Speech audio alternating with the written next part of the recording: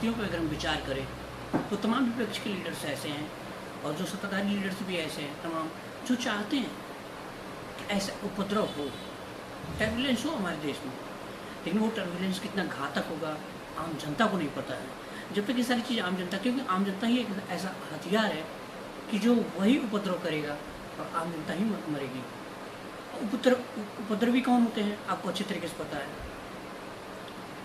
थोड़ा सा जो बहुत धर्म से बहुत ज़्यादा कट्टर होंगे, धर्म से ज़्यादा जो बहुत रिलेटेड होंगे, जो बहुत ज़्यादा कट्टर होंगे और धर्म से रिलेटेड कोई बातें बनेंगी और बिगड़ेंगी, तो वही लोग बहुत उग्र रूप धारण करेंगे। जैसे बरेली में भी हुआ, एक नया ट्रेंड स्टार्ट होने वाला है, तमाम लीडर्स उसको भड़काने की कोशिश कर रहे हैं, जो कि गलत है। मोहम्मद को प्यार करने वाले हम भी हैं, मोहम्मद को प्यार करते हैं, सभी लोग प्यार करते हैं। लेकिन क्या इस ट्रेंड को मार्केट में ला के क्या दिखाना चाहते हैं? और एकजुटता, कोई आपका जुलूस हो, कोई प्रोग्राम अगर हो, कोई फेस्टिवल आपका हो, तो बात समझ में आती है चलिए आप बहुत अच्छा कर रहे हैं। लेकिन कोई फेस्टिवल नहीं है, कोई जुलूस नहीं है, कुछ भी नहीं, उसके बाद भी आप इस तरीके का एक नया ट्रेंड लाने की कोशिश कर रहे हैं। इससे ये हरकतें पता चलती हैं आप करना क्या चाहते हैं, आपकी प्रिपेयरिंग क्या है, इन फ्यूचर प्लानिंग क्या है, किसके लिए ये सब किया जा रहा है हमारा। और जो उसको आग में घी डालने वाला काम जो कर रहे हैं वो हमारे कुछ लीडर्स हैं, कुछ उनके धर्म के लोग हैं, कुछ लीडर्स ऐसे हैं भड़काने काम कर रहे हैं, जो कि ये गलत है। आम जनता को इस चीज़ को सोचना चाहिए, जो आम जनता इसके सपोर्ट में रहती है कि ये लीडर्स काम अच्छा कर रहा है, ये क्या नाम है, उपद्रवियों का सपोर्ट कर रहा है, ये गलत है मेरे भाई।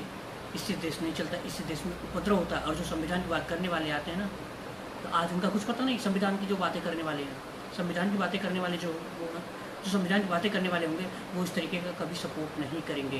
क्योंकि हमेशा से जब अगर उपद्रवी है, जब हावी होना शुरू होंगे, कोई गलत शक्तियाँ जब हावी होनी शुरू होंगी, तो उसमें संविधान बचेगा नहीं कभी।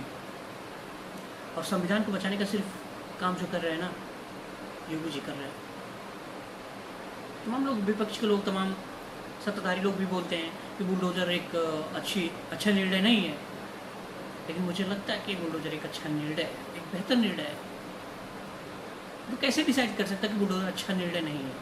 पता चलता है वो भी निर्णय देने में बहुत साल लगा देता है, बहुत वक्त लगा देता है। उसके बाद पता चलता है कि उपद्रवी कहाँ से कहाँ चले गए, वो कहाँ थे और कहाँ चले गए, किस लेवल से उपद्रव स्टार्ट हो गया। ये थोड़ा सा सोचना होगा। और कौन सा बहुत ज़्यादा, कौन सा व्यक्ति बहुत लोभी टाइप का है, कौन सा व्यक्ति बहुत लोभ के अकॉर्डिंग काम करता है, इसको भी समझना बहुत ज़रूरी है। जब तक आप इसको समझने की कोशिश नहीं करेंगे, तब तक आप एक अच्छा निर्णय नहीं दे पाएंगे और एक अच्छा निर्णय नहीं ले पाएंगे। और मैं कहता हूँ कि अगर कोई किसी अच्छे काम के लिए थोड़ा सा अगर गलत को भी हाथ में लेना पड़ रहा है, तो लिया जा सकता है किसी बेहतर भविष्य को बनाने के लिए। आप किसी भी कंट्री को उठा के देखिए, चाइना जैसे जो डेवलप कंट्री है, उनको उठा के देखिए कहाँ से कहाँ चली गई। उनका विज़न क्या होता था देश को तरक्की देने का, और हमारे देश के लीडर्स का विज़न क्या होता है देश को तरक्की देने का? आपस में लड़ाने का होता है। उपद्रवी जिस कंट्री में सबसे ज़्यादा होंगे, वहाँ देश कभी डेवलप नहीं करेगी। चाहे पाकिस्तान उठा के देखिए, चाहे म्यांमार उठा के देखिए, चाहे क्या नाम है, श्रीलंका में उठा के देखिए, जहाँ भी उपद्रवी टाइप के लोग होंगे, जिनकी मानसिकता किसी और से प्रेरित होगी, जो दूसरे के ऊपर डिपेंड रहेंगे, वो हमेशा उपद्रव के मार्ग पे चलेंगे। क्योंकि मैक्सिमम लोग जिस जगह पे, जिस कंट्री में सत्ताधारी पार्टियाँ ज़्यादा होंगी, जिस कंट्रियाँ होंगी, वहाँ ये ऑटोमेटिक होना संभव है, ऑटोमेटिक होगा। उसमें आप और हम कुछ कर ही नहीं सकते, क्योंकि सबको सत्ता चाहिए। और सत्ता पाने के लिए सभी लीडर्स क्या करते हैं? पब्लिक को वाच करते हैं, पब्लिक क्या चाहती क्या है। जो पब्लिक चाहती है, पब्लिक के पास इतना माइंड होता नहीं। आज मुसलमान भाई हमारे अनएजुकेटेड है, जिसकी वजह से उनके पास डिसीजन लेने की कोई क्षमता नहीं हो पाती। उन्हें बरगला के रखा जाता है और बरगला के रखा गया, जिसकी वजह से ये सारी समस्याएं। अगर थोड़ा सा एजुकेटेड हो जाएंगे, देखिए तुर्की उठा के देखिए, बहुत एजुकेटेड है। एजुकेशन से भी क्या होता है, एजुकेशन के साथ साथ माइंड का डेवलपमेंट होना बहुत ज़रूरी है। जब आपके पास एजुकेशन और माइंड दोनों डेवलप होगा, तब आप एक अच्छा बेहतर डिसीजन ले सकते हैं। अदरवाइज नहीं ले सकते। आप समय के हिसाब से चल रहे हैं कि नहीं चल रहे हैं, इसके ऊपर सारी चीज़ें डिपेंड करती हैं। यदि आप इन चीज़ों पे क्या नाम है, सोच नहीं सकते, डिसीजन ले नहीं सकते, तो मुझे लगता है कि एक बेहतर डिसीजन आप नहीं ले सकते और एक बेहतर कैरियर नहीं बना सकते। देखिए यूरोप, आप जिसका मैक्सिमम जिन चीज़ों का उपयोग हम करते हैं, वो यूरोप की कंट्रियाँ हैं। इसराइलों ने बहुत सारा, यहूदियों ने बहुत सारा इन्वेंशन किया, जिसका हम आज इस्तेमाल सारी चीज़ें करते हैं। इसलिए आप एजुकेटेड बनिए, आप माइंड से अपडेट होने की कोशिश करिए। पुराने ढर्रे पे चलेंगे, उपद्रव करने से कोई फ़ायदा होता नहीं, उसमें सिर्फ विनाश के अलावा।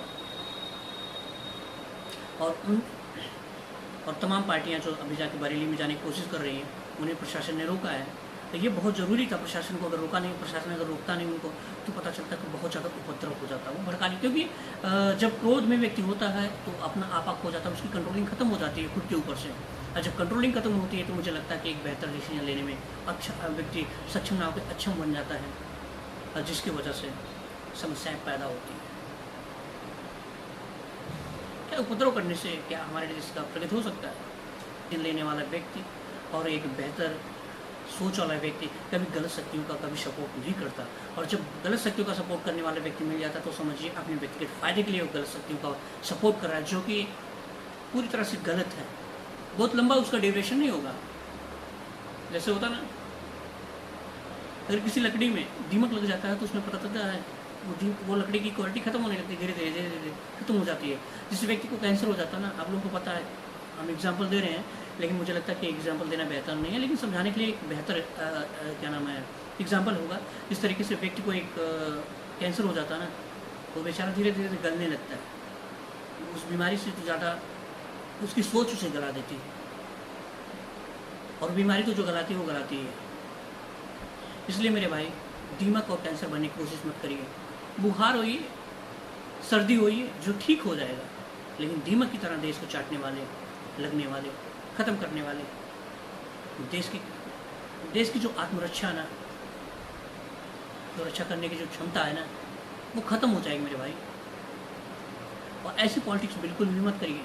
इन चीज़ों के लिए पॉलिटिक्स ऐसी मत करिए जो चंद पैसों के लिए पॉलिटिक्स किया जाता है। चंद पैसों के लिए जो पॉलिटिक्स किया जाता है, थोड़ी सी लालच के लिए, वो आपको व्यक्तिगत फ़ायदा दे सकता है, लेकिन आपकी आने वाली जो जनरेशन होगी वो समस्या में गिर जाएगी। उसके पास कुछ बचेगा नहीं। एक बेहतर सोच देने की कोशिश करिए। जब आप एक बेहतर सोच देंगे तो आपकी आने वाली पीढ़ी और आपसे और ज़्यादा प्रगति करेगी। जो योगी बाबा ने जो किया है बेहतर किया है, अगर नहीं करते देश में गारंटी है समस्या बन जाती है।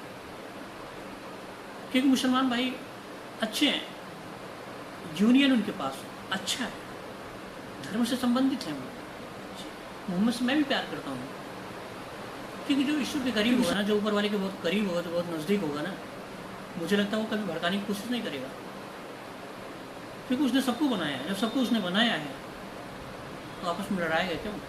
क्योंकि सभी उसके हैं। जब सभी उसके हैं तो बीच में उपद्रव करने की जरूरत क्या है? इसका मतलब कहीं ना कहीं हमें गुमराह कोई कर रहा है। वो गुमराह करने वाला कौन है आप अच्छे तरीके से जानते होंगे मेरे भाई। इसलिए गुमराह कम होइए, एजुकेशन लीजिए मेरे भाई, और मिल के एक साथ होकर देश को प्रगति की तरफ लेके जाइए। क्योंकि आप जहाँ के रहने वाले हैं आप उसी से पहचाने जाते हैं।